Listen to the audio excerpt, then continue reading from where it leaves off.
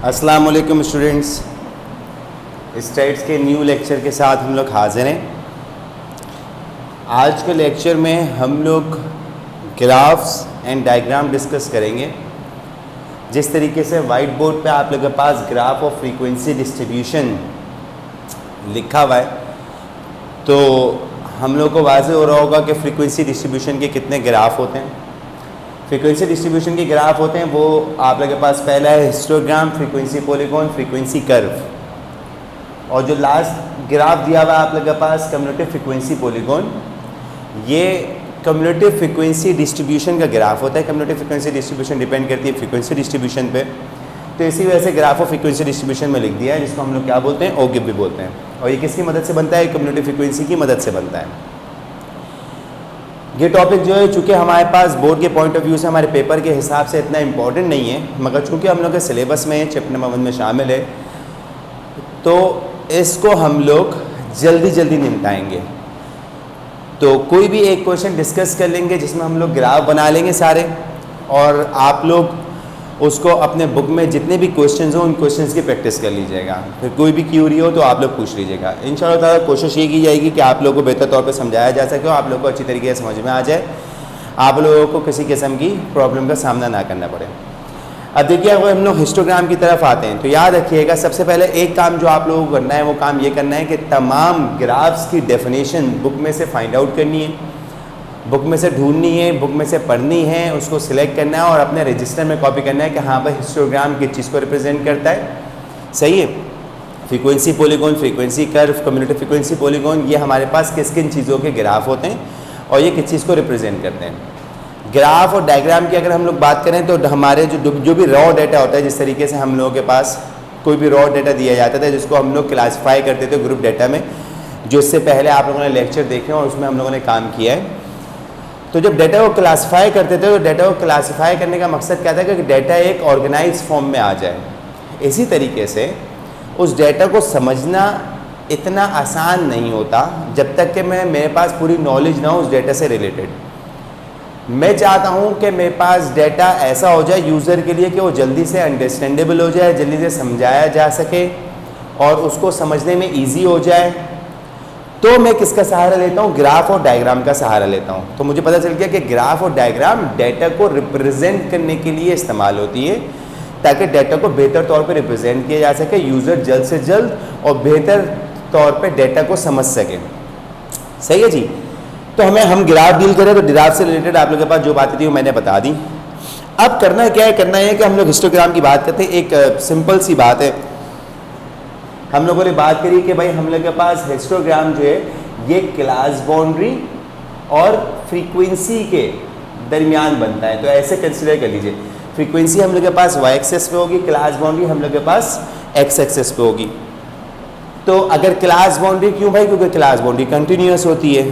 सही है। अगर क्लास बाउंड्री नहीं हुई, क्लास इंटरवल हुआ, तो हम लोग कंटिन्यूस क्लास इंटरवल हुआ तो वो भी प्लॉट कर सकते हैं। अगर डिस्क्रीट क्लास इंटरवल होगा तो हम लोग क्लास बाउंड्री मालूम करेंगे और फिर वो प्लॉट करेंगे एक्स एक्सेस पे। कैसे प्लॉट करेंगे वो भी हम लोग करके दिखा देंगे।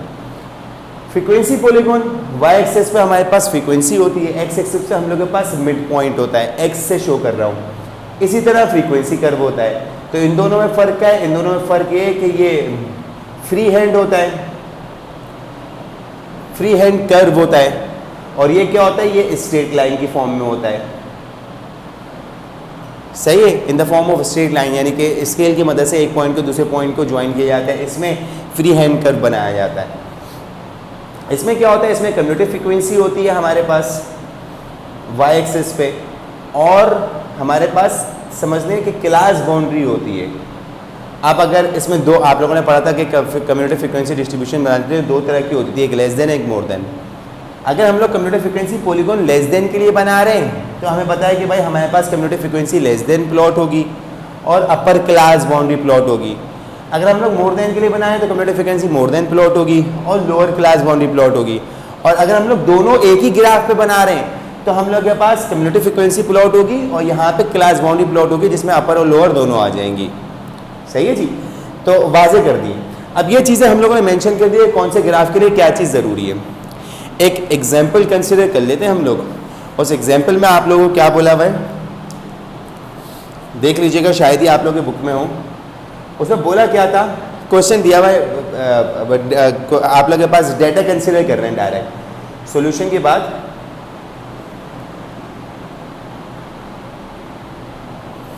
डेटा में क्या दिया हुआ है, डेटा में हम लोगों को क्वेश्चन में दिया हुआ था क्लास इंटरवल दिया हुआ था और फ्रीक्वेंसी दी हुई थी। क्लास इंटरवल 2, 3, 4 से लेकर 5, 6 से लेकर 7, 8 से लेकर 9 और 10 से लेकर 11, ये हम लोग क्लास इंटरवल दी हुई थी। फ्रीक्वेंसी दी हुई थी हम लोग को 1, 3, 5, 4, 2, ये हम लोग को फ्रीक्वेंसी दी हुई थी।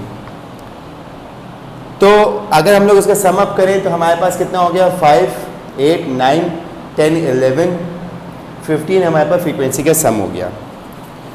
अब क्वेश्चन क्या है, क्वेश्चन ये है कि हम लोगों को जो है ना वो हिस्टोग्राम बनाना है, हम लोग को फ्रीक्वेंसी पॉलीगॉन बनाना है, फ्रीक्वेंसी कर्व बनाना है।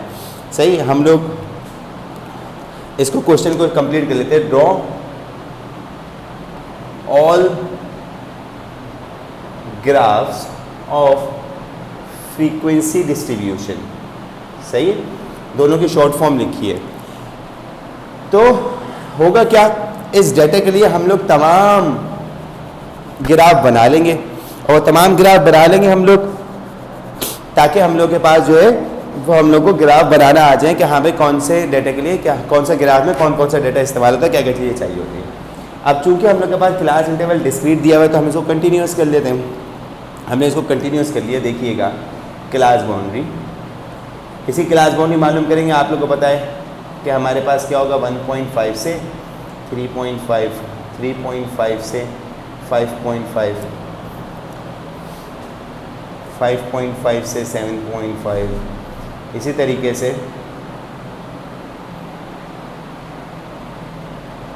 ये क्लास बाउंड्री बन जाएगी। और बात करते हैं हमें कि और क्या चाहिए होगा, और हमें मिड पॉइंट चाहिए होगा तो मिड पॉइंट निकाल लेते हैं अभी। और हमें क्या चाहिए होगा, और हमें less than more than commutative frequency polygon चाहिए होगी। क्या, less than commutative frequency, more than commutative frequency. Mid point देख लीजिएगा, मिड पॉइंट को एक्स से रिप्रेजेंट कर रहे हैं, दोनों को प्लस करके डिवाइड बाई 2 कर देंगे, आप लोग के पास मिड पॉइंट आ जाएगा। 2 और 3 को प्लस करेंगे 5 हो जाएगा, डिवाइड बाई 2 करेंगे 2.5 आ गया मिड पॉइंट। इसका आपके पास 4.5 आ जाएगा, इसका 6.5 आ जाएगा, 8.5, 10.5, ये मिड पॉइंट आ गया।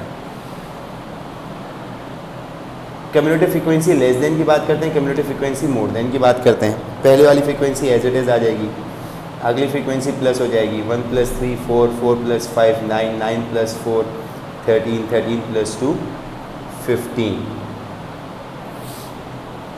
मोर देन की बात करते हैं, 15 एज इट इज़ आ गया। 15 - 1 14, 14 - 3 11, 11 - 5 6, 6 - 4 2।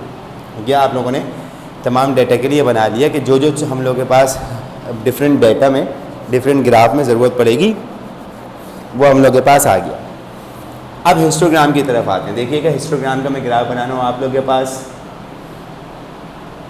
अपने रजिस्टर्स में जगह मौजूद होगी। आप अपने रजिस्टर्स में लाइन ड्रॉ हुई भी होगी उसमें, तो हम लोगों ने देखिए ये एक लाइन ड्रॉ करी। आप लोग अपने रजिस्टर्स में स्केल की मदद से काम करेंगे तो बिल्कुल ही स्ट्रेट काम हो रहा होगा, सही है। और जो भी अगर इधर कोई लाइन टेढ़ी वगैरह हो तो आप लोग अपने रजिस्टर में, ज़ाहिर बात है क्योंकि स्केल की मदद से काम कर रहे होंगे तो बिल्कुल स्ट्रेट काम होगा और लाइन सीधी होनी चाहिए। अब चूँकि आप लोग के रजिस्टर्स में लाइंस मौजूद हैं तो मैं उस लाइंस की फॉर्म में जो है ना हर लाइन को इंडिकेट कर देता हूँ कि ये हमारे पास फ्रीक्वेंसी को शो कर रहा है। फॉर एग्जांपल हमारे पास 1 2 3 भी है, 5 भी है, 4 भी है, 7 भी है, यानी कि इवन नंबर्स भी हैं और ऑड नंबर्स भी। तो मैंने हर चीज़ को, हर लाइन को किसके बराबर कंसिडर कर लिया, 1 के बराबर। तो हमारे पास कहाँ तक जाएगा ग्राफ देख लीजिए कि 1 हो गया। फॉर एग्जांपल थोड़ा बड़ा कर लेते हैं ताकि आपको विजुअल फॉर्म में नज़र आ जाए। ये 1 हो गया, ये 2 हो गया। हर लाइन जो रजिस्टर्स में लाइन होती है ना पेज पे, ये 3 हो जाएगा, ये हमारे पास 4 हो जाएगा, ये हमारे पास सही है 5 हो जाएगा और मैक्सिमम फ्रीक्वेंसी हमारे पास क्या थी 5 थी, तो हम लोगों ने 1 से लेकर 5 तक फ्रीक्वेंसी प्लॉट कर दी। ये हमारा वाई एक्सेस है। एक्स एक्सेस की बात करें तो हमारे पास 1.5 से स्टार्ट हो रहा है। हम लोगों ने थोड़ा डिफरेंस छोड़ के, मैं बताता हूँ थोड़ा डिफरेंस क्यों छोड़ा है। 1.5 यहाँ पे लिख दिया। जो हमारे पास पूरा पेज होगा, हम लोग मार्जिन से लेकर पूरे पेज तक लाइन ड्रॉ करेंगे। कोशिश करेंगे कि ग्राफ हमारे पास पूरे पेज पे आए, ये ना हो कि छोटा सा ग्राफ बना हुआ हो, यानी कि पूरे पेज को इस्तेमाल करेंगे ताकि हमारे पास ग्राफ खुला खुला बने, नीट एंड क्लीन बने, जिस चीज़ के हम लोग को मार्क्स मिलते हैं। 1 सेंटीमीटर या 2 सेंटीमीटर के बाद हम लोगों ने दूसरा पॉइंट लिख दिया। फिर इसी तरीके से सेम डिस्टेंस से हम लोगों ने मार्किंग कर दी। स्केल से मेजर करेंगे 1.5 से 3.5, 3.5 से 5.5, 5.5 से 7.5, 7.5 से 9.5 और इसी तरह 11.5। अब देखिए हम लोग को हिस्टोग्राम बनाना है, तो फर्स्ट क्लास की फ्रीक्वेंसी कितनी है 1। मैंने फर्स्ट क्लास 1.5 से 3.5 से तक थी। मैंने फर्स्ट क्लास से, चलें ब्लू से बना लेते हैं ताकि वाज़ेह हो जाए। मैंने फर्स्ट क्लास से ग्राफ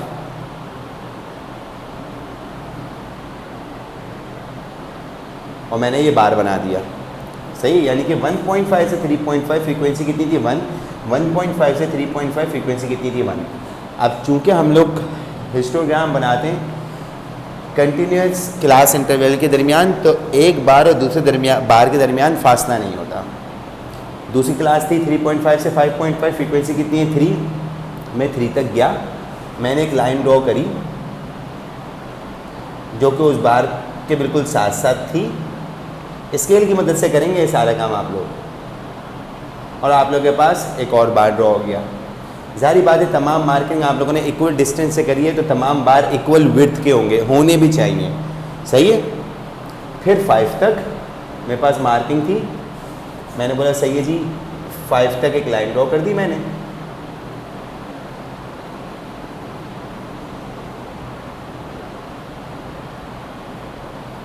सही, और ये 5 तक आ गया। इसी तरीके से 4 तक हम लोगों ने एक लाइन ड्रॉ करी और एक बार को ओरिजिनेट करवा दिया। इसी तरीके से 2 तक, 2 पे हम लोग के पास एक लाइन ड्रॉ हो गई। अब स्केल होगा, स्केल रखेंगे तो डायरेक्टली 2 पता चल जाएगा।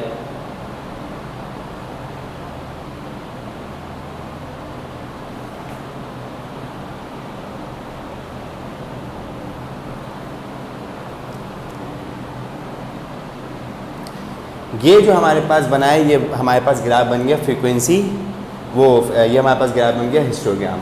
तो हम लोग ये हेडिंग भी डाल सकते हैं,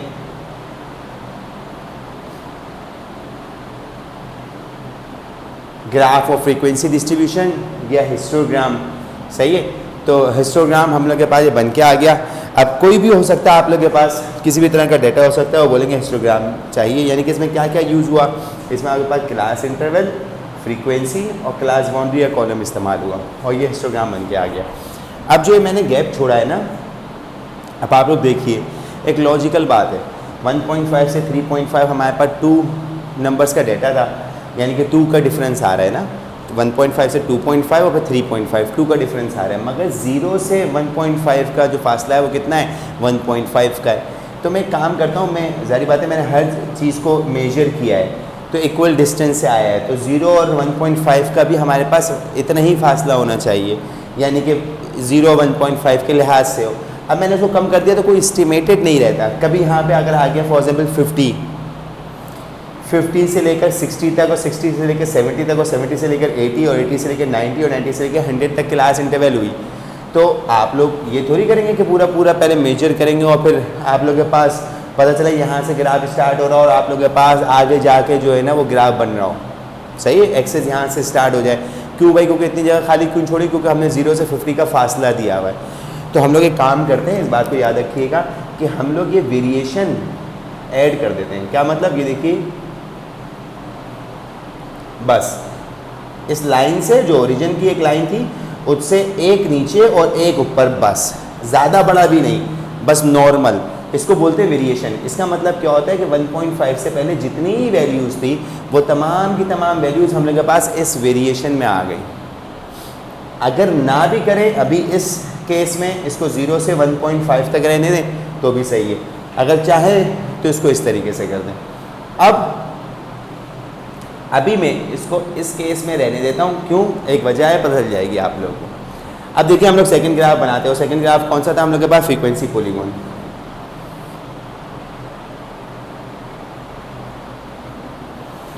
फ्रीक्वेंसी पॉलीगॉन में हम लोगों ने बोला था कि हम लोग एक्स एक्सेस पे मिड पॉइंट लेंगे, तो इसी तरीके से काम करेंगे हम लोग।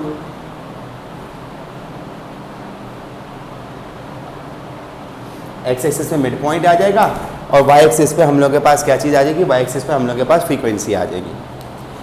अब एक्स एक्सिस पे मिड पॉइंट आ जाएगा तो मिड पॉइंट की स्केलिंग कर देते हैं। फॉर एग्जांपल ये हम लोग के पास 0 हो गया, तो ये हम लोग के पास 2.5 हो गया। देखिएगा फासले से लिख रहा हूँ ज़रा, 2.5 हो गया, ये हम लोग के पास 4.5 हो गया, ये हम लोग के पास 6.5 हो गया, ये हम लोग के पास 8.5 हो गया, ये हम लोग के पास 10.5 हो गया। फ्रीक्वेंसी की फ्रीक्वेंसी वही होगी हम लोग के पास।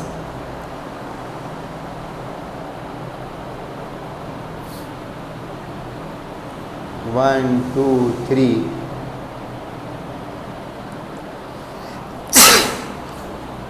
1 से लेकर 5 तक हमारे पास फ्रीक्वेंसी भी आ गई। मिड पॉइंट 2.5 पे फ्रीक्वेंसी क्या होनी चाहिए? 1 होनी चाहिए। देखिएगा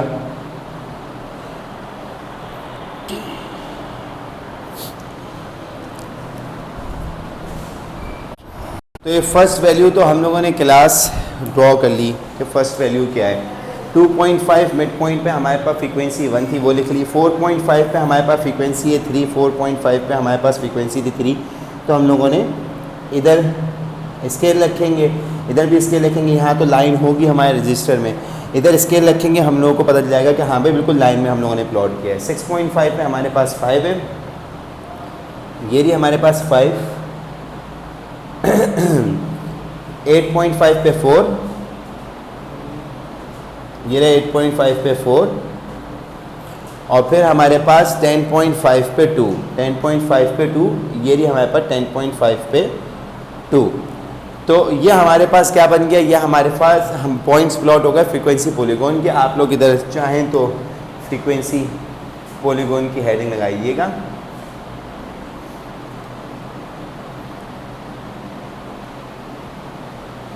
सही है। अब देखिएगा इन पॉइंट्स को हमारे पास है क्या है, ये कि इन पॉइंट्स को हम लोग को एक दूसरे को स्ट्रेट लाइन की सूरत में जोड़ना है, यानी कि स्केल की मदद से ना। सही है, कर्व नहीं बना सकते हम लोग। ये हमने सारे पॉइंट जोड़ दिए। अब अच्छा, फ्रीक्वेंसी पॉलीगॉन में एक ख़ास ख्याल रखना होता है। वो ख्याल ये रखना होता है कि हमारा जो ग्राफ होता है ना, ये ग्राफ एक्स एक्सिस से टच होता है। अब जिस तरीके से अगर हम लोग बात करें इसकी, तो 2.5 पहला मिड पॉइंट, दूसरा मिड पॉइंट 4.5, तीसरा 6.5, 8.5, 10.5, हर किसी में 2 का डिफरेंस है। सही है। क्यों डिफरेंस है 2 का? मिड पॉइंट पे उतना ही डिफरेंस होता है जितना आप लोग के पास क्लास इंटरवल की हाइट होती है। आप लोग देख लें 3 से लेकर 5 में 2 का डिफरेंस, 5 से लेकर 7 में, 7 से लेकर 9 में, 9 से लेकर 11 तक 2 का डिफरेंस। तो वही डिफरेंस मिड पॉइंट में भी होता है। तो मिड पॉइंट में 2.5, 4.5, अगर हम लोग देखना चाहें कि 2.5 से पहला वाला मिड पॉइंट क्या होगा, तो 2.5 से, इधर ही लिख रहा हूँ देख लीजिएगा, 2.5 से पहले वाला मिड पॉइंट होना चाहिए था 0.5 होना चाहिए था, है नहीं। क्यों नहीं है? क्योंकि भाई हमारे पास क्लास इंटरवल नहीं थी, उधर तक की कोई ऑब्जर्वेशन नहीं थी, तो जब भी वो इंटरवल बनी हुई नहीं थी, जब वो इंटरवल बनी हुई नहीं थी, जब भी आप लोगों के पास मिड पॉइंट निकला नहीं। तो 2.5 से अगर 2 कम कर दें तो हमारे पास 0.5 आ जाएगा, और अगर 10.5 से 2 बढ़ा दें तो हमारे पास आ जाएगा 12.5, जो कि नहीं है। नहीं है यानी कि कोई ऑब्जर्वेशन नहीं है। कोई ऑब्जर्वेशन नहीं है तो उस पर फ्रीक्वेंसी क्या होगी? उस पर फ्रीक्वेंसी होगी 0।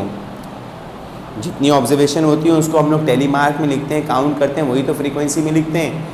अगर हमारे पास वो क्लास इंटरवल नहीं बनी हुई है, इसका मतलब है कि उससे रिलेटेड कोई फ्रीक्वेंसी, कोई ऑब्जर्वेशन नहीं थी, तो फ्रीक्वेंसी क्या होगी? इन पॉइंट्स पे 0 होगी। ये मैंने क्यों किया? क्योंकि इधर मैं शो करवाऊंगा आपको 0.5, और इधर मैं शो करवाऊंगा आपको सेम डिस्टेंस से कितना 12.5। ये क्यों शो करवाया, ये 12.5 से जाके मिलेगा क्योंकि 12.5 पे फ्रीक्वेंसी क्या है 0, और ये 0.5 पे जाके मिलेगा क्यों, क्योंकि 0.5 पे आप लोगों के पास फ्रीक्वेंसी कितनी है 0। बात समझ में आ गई होगी। ये जो ग्राफ है जो कि एक्स एक्सिस से टच हो रहा है और स्ट्रेट लाइन की सूरत बना हुआ, ये ग्राफ कहलाता है फ्रीक्वेंसी पॉलीगॉन। अच्छा जी, अब अगर हमारे पास क्वेश्चन आता है कि फ्रीक्वेंसी पॉलीगॉन बनाइए ओवर द हिस्टोग्राम, हिस्टोग्राम के ऊपर फ्रीक्वेंसी पॉलीगॉन बनाइए ओवर द हिस्टोग्राम, हिस्टोग्राम के ऊपर। तो जब ये हिस्टोग्राम का ग्राफ बना हुआ रह दिया था, ताकि आप लोग देख लीजिए किस तरह बनाते हैं। जब आप लोगों को फ्रीक्वेंसी पॉलीगॉन बनाना होगा हिस्टोग्राम के ऊपर, तो आप लोगों को सबसे पहले तो हिस्टोग्राम बनाना होगा। जिस तरह आप लोगों के पास समझे, अभी तो हम लोगों ने 2 ग्राफ बना के आप लोगों को शो किया ना, अब हिस्टोग्राम बनाना होगा। जब हिस्टोग्राम बनाना होगा तो आप लोग हिस्टोग्राम बनाएंगे इस तरीके से। अब बस आप लोगों ने हिस्टोग्राम बना लिया, तो हिस्टोग्राम बनाने के बाद आप लोगों को पता है कि भाई मिड पॉइंट क्या होता है, जो मिड में लाई करता है। फर्स्ट क्लास का मिड पॉइंट क्या है 2.5, जो कि फर्स्ट क्लास के मिड में लाई करता होगा या क्लास बाउंड्री की मिड में लाई करता होगा। तो आपने बोला है सही है, 2 से लेकर 3 तक हमारे पास फर्स्ट क्लास थी, 2 से लेकर 3 तक या 1.5 क्लास बाउंड्री प्लॉट की थी, तो 1.5 से 3.5 है। इसका मिड पॉइंट कहाँ होगा, यहाँ पे होगा। इसका मिड पॉइंट यहाँ पे होगा। डायरेक्ट यानी कि हिस्टोग्राम बनाया और हर बार के मिड में मिड पॉइंट होगा। मैंने इन पॉइंट्स को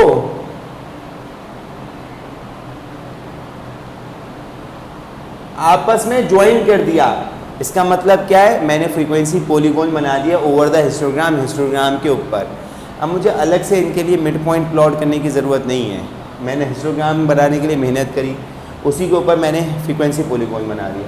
पता है मुझे कि इन दोनों का ये मिड पॉइंट होगा 3.5, 1.5 ऐड किए 5 हो गए, डिवाइड बाय 2 किया 2.5 को शो कर रहा होगा। तो इससे पहले वाला जो मिड पॉइंट होगा वो किसको शो कर रहा होगा, 0.5 को। मैंने इधर लिख दिया भाई ये 0.5 है। याद आया कि इधर वो वेरिएशन क्यों नहीं बनाया था मैंने, क्योंकि मुझे इधर लाके ये लाइन ड्रॉ करनी थी, आप लोगों को ये चीज़ समझानी थी।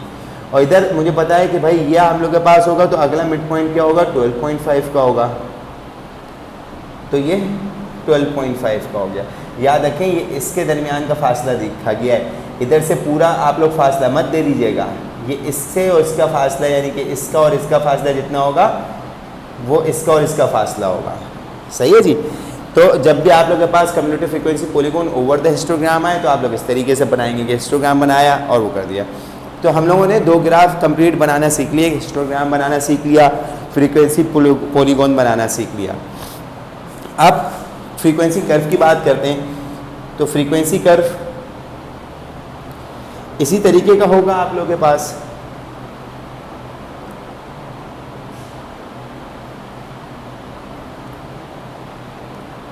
और इसी तरीके से आप लोगों के पास 2.5,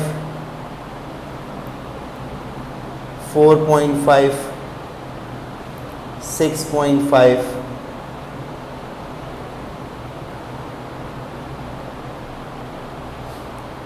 8.5 और 10.5।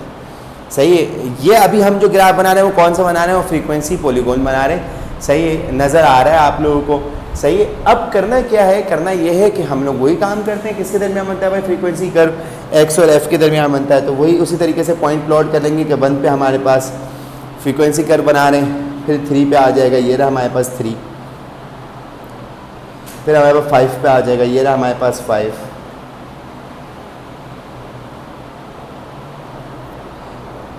फिर 4 पे आ जाएगा, और फिर हमारे पास 2 फ्रीक्वेंसी दी हुई है तो 2 पे आ जाएगा। सही है जी। अब अगर हमें, अब देख लीजिएगा इसमें उसमें क्या फ़र्क है। देखिएगा मैंने ग्राफ स्टार्ट किया,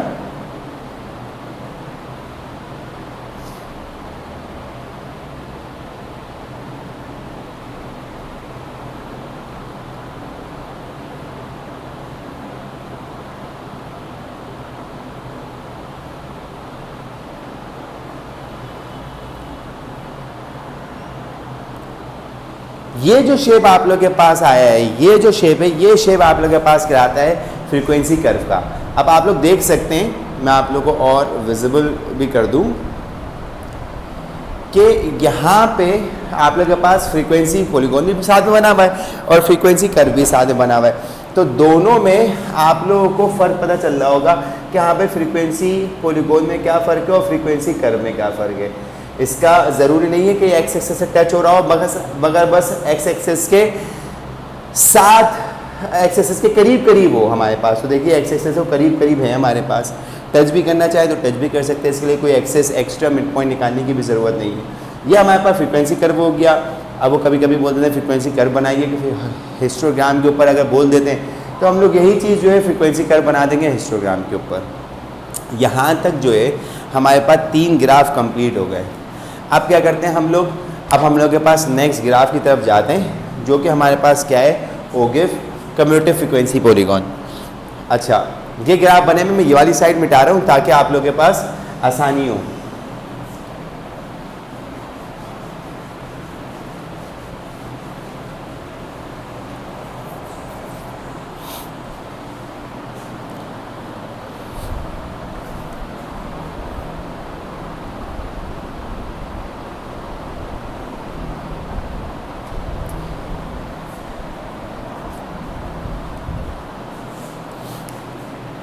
यहाँ पे हम लोगों ने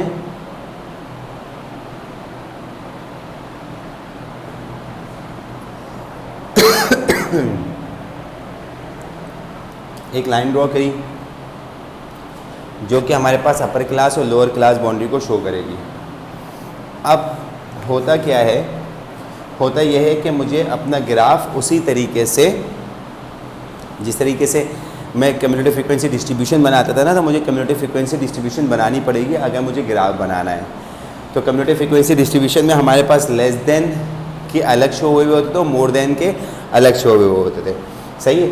अभी अगर हम लोग बात करें, वैसे तो डिस्ट्रीब्यूशन में बना लूँगा, मुझे बनाना आती है, मगर अभी हम लोग डायरेक्ट कर रहे हैं। कम्यूटेटिव फ्रीक्वेंसी अगर हम लोग देखें तो हमारे पास एक्सेस कम्यूटेटिव फ्रीक्वेंसी कहाँ तक जा रही है, 15 तक जा रही है, क्योंकि सम ऑफ फ्रीक्वेंसी 15 था। तो मैंने एक काम कर लिया, अब 15 लाइनें तो मैं इस्तेमाल नहीं करूँगा।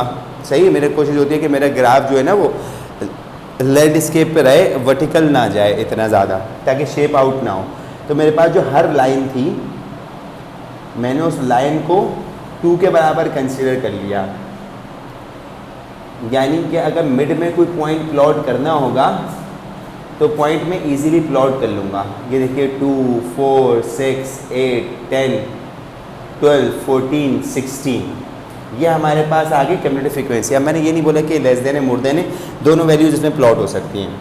और मैंने इधर देखिएगा कि अगर समझना है कि मैंने कम्यूटेटिव फ्रीक्वेंसी लेस देन की मार्किंग करी तो मुझे अपर क्लास बाउंड्री चाहिए होगी, या मैंने क्लास बाउंड्री मोर की वो करी तो मुझे लोअर क्लास बाउंड्री चाहिए होगी। तो मैंने यहाँ से तमाम मार्किंग स्टार्ट कर दी।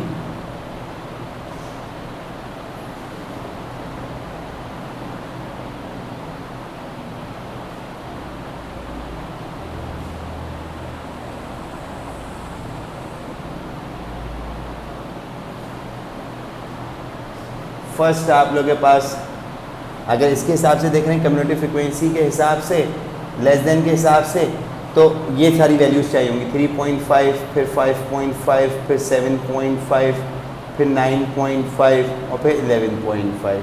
सही है। वैल्यूज़ ज़्यादा ही हम लोगों ने प्लॉट कर दी, यहाँ तक आ गया। सही। और अगर मोर देन के हिसाब से कर रहे हैं तो ये वाली वैल्यूज़ चाहिए होंगी और सारी मोर देन की वैल्यू चाहिए होगी, तो 1.5 भी चाहिए होगा।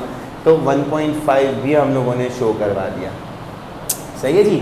अच्छा, अब हमारे पास अगर लेस देन का ग्राफ बना रहे हैं तो हम लोग 3.5 पे 1 प्लॉट करेंगे। 3 ये वाली वैल्यूज़ देंगे, 3.5 पे 1, तो 3.5 पे 1 कहाँ होगा, 0 और 1 के दरमियान, 0 और 2 के दरमियान 1 होगा, यानी कि ये पॉइंट। 5.5 पे 4, 5.5 पे 4, ये रहा हमारे पास। सही है। स्केल होगा, स्केल लग के देख लेंगे आप लोग। सही है जी। 7.5 पे 9, 7.5 पे 9, ये रहा।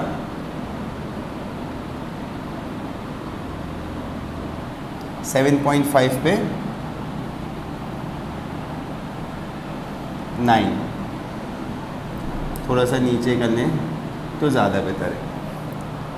सही है जी। उसके बाद 9.5 पे 13, 9.5 पे 13 कहाँ पे होगा? यहाँ पे होगा। सही है, लाइन एक ड्रॉ कर ली और 13 9.5 पे, तो यहाँ पे मैंने 13 प्लॉट कर दिया। सही, और फिर लाइन को मिटा दिया। इसी तरीके से 11.5 पे 15, तो 15 कहाँ पे? 15 दोनों का डिफरेंस भी बीच में होगा, तो 15 यहाँ पे कहीं होना चाहिए।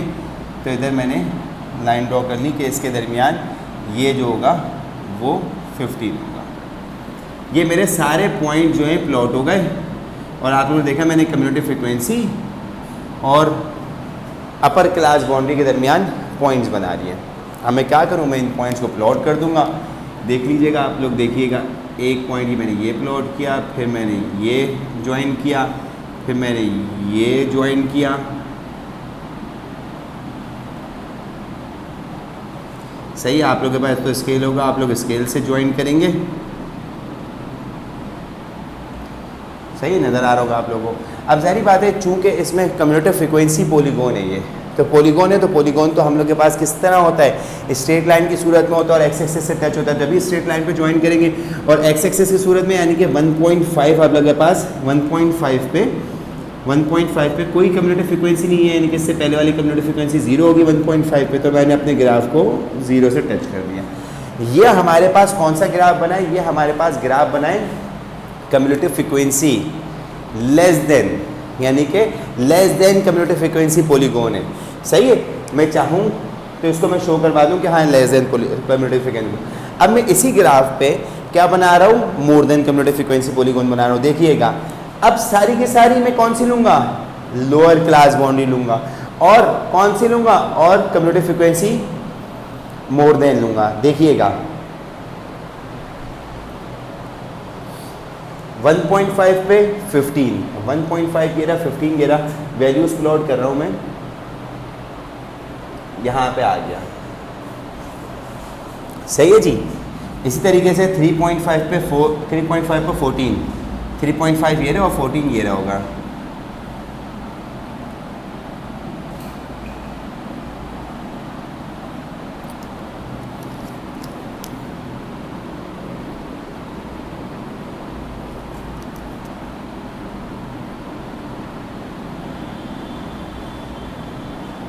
सही है। इसी तरह 7.5 पे 11, 7.5 पे 11, 10 और 11,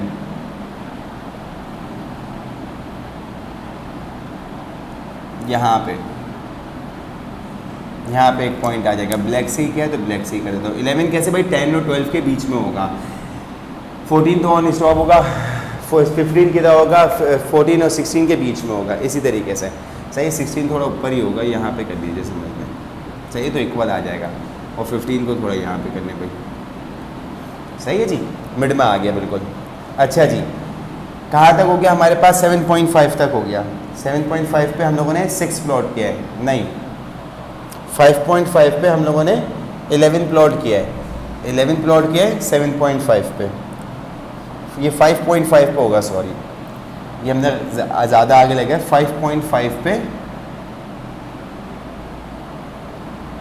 11 प्लॉट हो जाएगा। ये थर्ड वैल्यू है ना, और थर्ड वैल्यू किस पे हमारे पास? 5.5 पे। इसी तरह 7.5 पे हमारे पास 6 प्लॉट होना चाहिए। 7.5 पे 6 कहाँ पे प्लॉट होगा? ये रहा 6, तो मैंने 6 लिख दिया। सही है, और फिर हमारे पास 9.5 पे 2 होना चाहिए, तो 9.5 पे ये रहा, और ये रहा हमारे पास 2, तो हमने 9.5 पे 2 मेंशन कर दिया। सही। अब ये कौन सा ग्राफ है आप लोगों को बताएं? ये more than commutative frequency polygon है। अब देख रहे हैं आप लोग, ये उल्टा बनना है। क्यों बनना है उल्टा भाई? क्योंकि मोर देन में हमारे पास फ्रीक्वेंसी ज़्यादा होती है, और उस ज़्यादा फ्रीक्वेंसी से हम लोग कम की तरफ आ रहे होते हैं, फ्रीक्वेंसीज को माइनस करा के।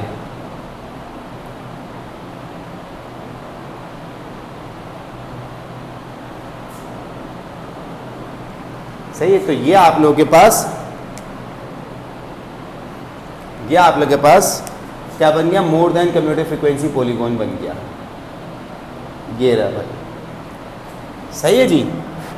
तो असल में इस ग्राफ को हम लोग सिंपली क्या बोलते हैं, ओके बोलते हैं, या ये बोलेंगे कम्यूटेटिव फ्रीक्वेंसी पॉलीगॉन, तो बात क्या है, एक ही है, सही है। तो हमारे पास में लेस देन भी आ गया और मोर देन भी आ गया। अगर हम लोग शो करवाना चाहें तो हम लोग ये शो करवा दें भाई, ये लेस देन है, और शो करवाना चाहें तो ये हमारे पास मोर देन है।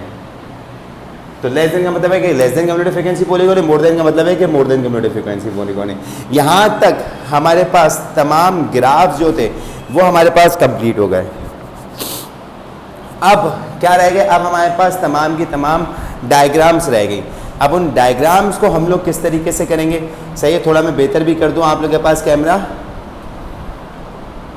कि अगर आप लोगों को शेड आ रहा हो, बल्कि शेड इतना नहीं आ रहा कि आप लोगों को समझ में नहीं आया, आराम से आप लोग समझ सकते हैं।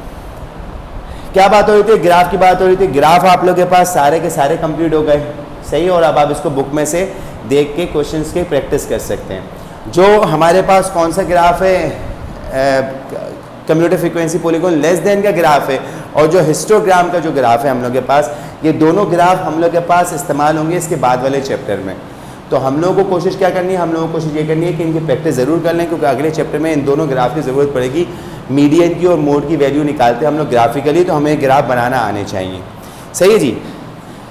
इसके बाद ये तमाम काम आप लोग कर लेंगे। जो काम रह गया आप लोगों के पास, वो आप लोगों के पास डायग्राम से रिलेटेड रह गया। तो आपकी बुक में डायग्राम से रिलेटेड अनइम्पोर्टेंट टॉपिक था, फिर भी हम लोगों ने कवर कर लिया।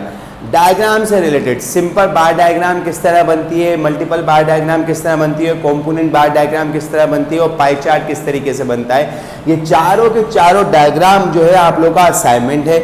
इन चारों डायग्राम को बुक में से पढ़िएगा, अच्छी तरीके से उनकी एग्जाम्पल देखिएगा, उनसे रिलेटेड क्वेश्चन जो आप लोग की बुक की एक्सरसाइज में होंगे वो अपने रजिस्टर में सॉल्व कीजिएगा, सही। आप लोगों के लिए छोड़ दिया ये काम, ताकि आप लोग इस काम को किस तरह कवर करते हैं। जब भी फिजिकल क्लास होगी, अगर 1, 2, 4, 6 क्वेश्चन हुए तो क्वेश्चन हम लोग डिस्कस कर लेंगे डायग्राम से रिलेटेड। डायग्राम बना के या डायग्राम का कोई क्वेश्चन पूरा परफॉर्म करवाएंगे नहीं, क्यों, क्योंकि हम लोग के पास, मैंने आपको इस टॉपिक से पहले बताया था, सिलेबस में मौजूद है, अनइम्पोर्टेंट टॉपिक है, मगर फिर भी क्योंकि सिलेबस में है हमें आना चाहिए, तो हम लोगों ने सारे के सारे ग्राफ बना लिए। अब ये सारी के सारे जो डायग्राम है, 4 डायग्राम है, आसान डायग्राम है, बुक में जो एग्जाम्पल दी हुई है उन एग्जाम्पल्स को देखेंगे, आप लोग के पास ईजी हो जाएगा उन डायग्राम को समझना। और अगर फिर भी कोई मसला रह जाता है तो जब भी आपकी फिजिकल क्लास होगी, फिजिकल क्लास में आप पूछ सकते हैं, मगर ये नहीं मत बोलिएगा फिजिकल क्लास में कि सर ये पूरी डायग्राम बना के दिखाने में, डायग्राम बना के नहीं दिखाऊंगा। बुक में एग्जाम्पल है, डायग्राम बनी हुई है, उस डायग्राम को थॉरली डिस्कस कीजिए, देखिए अच्छी तरीके से, कंसंट्रेशन के साथ उसकी वैल्यूज़ को देखिए किस तरीके से डायग्राम हो रही है। तमाम नॉलेज गेन करने के बाद उसको इम्प्लीमेंट कीजिए। क्वेश्चन एक्सरसाइजेस में दिए मैं आप लोगों के पास, उन एक्सरसाइजेस के जो क्वेश्चन है उन क्वेश्चन को सॉल्व कीजिए। वो तमाम एक्सरसाइजेस के क्वेश्चन जो आप लोग के पास ग्राफ से रिलेटेड और डायग्राम से रिलेटेड है, आप लोग के रजिस्टर में सॉल्व होने चाहिए, और हम लोग इंशाल्लाह चेक भी करेंगे उसको। नेक्स्ट लेक्चर में हम लोग के पास चैप्टर नंबर 2 स्टार्ट होगा, और चैप्टर नंबर 2 आप लोग के पास मीन मोड मीडियन यानी कि मेजर ऑफ स्टैंडर्ड टेंडेंसी का चैप्टर है।